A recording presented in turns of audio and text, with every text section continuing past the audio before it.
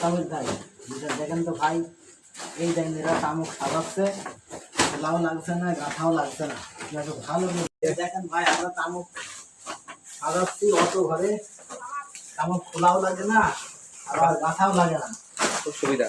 অত ঘরে খুব সুবিধা তামাক করা। আপনারা বেশি বেশি তামাক লাগানোর অত ঘর তৈরি গেছেন, আপনারা বেশি বেশি করে ইচ্ছুক হন তামাক লাগান। বাঁশ নিবেন।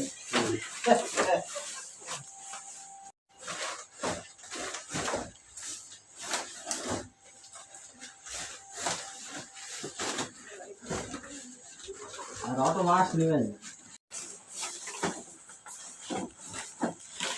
অত বাঁশ নেবেন বুঝলেন।